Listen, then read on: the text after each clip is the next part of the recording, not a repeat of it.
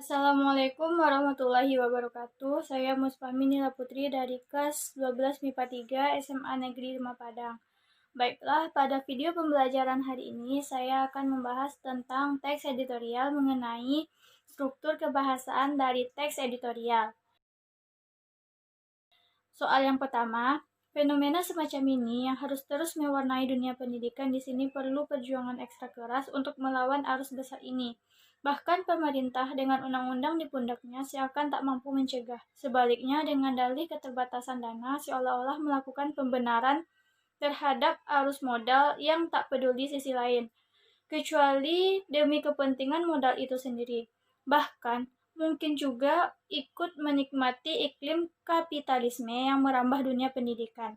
Kaidah kebahasaan sebagai karakteristik teks editorial tampak dalam kutipan tersebut, yakni yaitu jawabannya E, adanya penggunaan konjungsi pertentangan.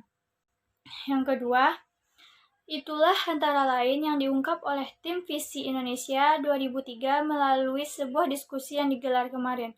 Sebagaimana dikemukakan salah satu pembicara dari ITS Surabaya, Dani Rosyid, akibat lahirnya pimpinan korup dan tak kompeten ini, warga gagal mendapatkan pelayanan publik yang memadai. Penanda kaidah kebahasaan sebagai teks editorial tampak pada, yaitu jawabannya D, penggunaan konjungsi kronologis.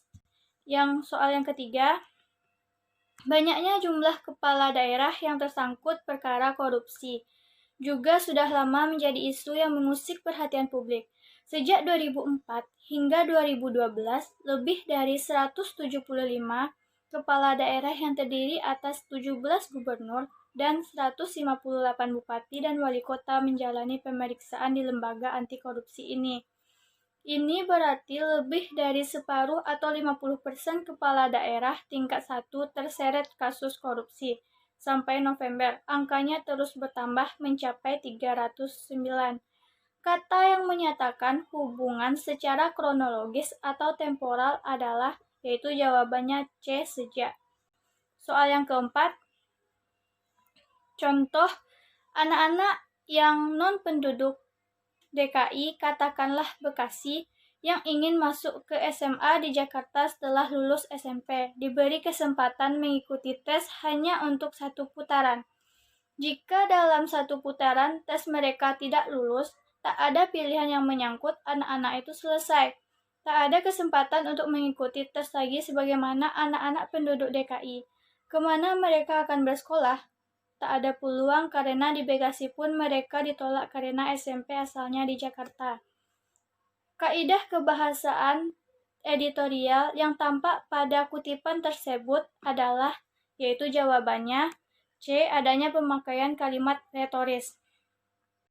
Soal yang kelima, setiap tiba musim hujan, warga Jakarta harap-harap cemas, meskipun peringatan dari Badan Meteorologi, Klimatologi, dan Geofisika menyebut puncak musim hujan diperkirakan terjadi akhir Januari. Hujan deras hari Minggu lalu menyebabkan banjir datang lebih awal.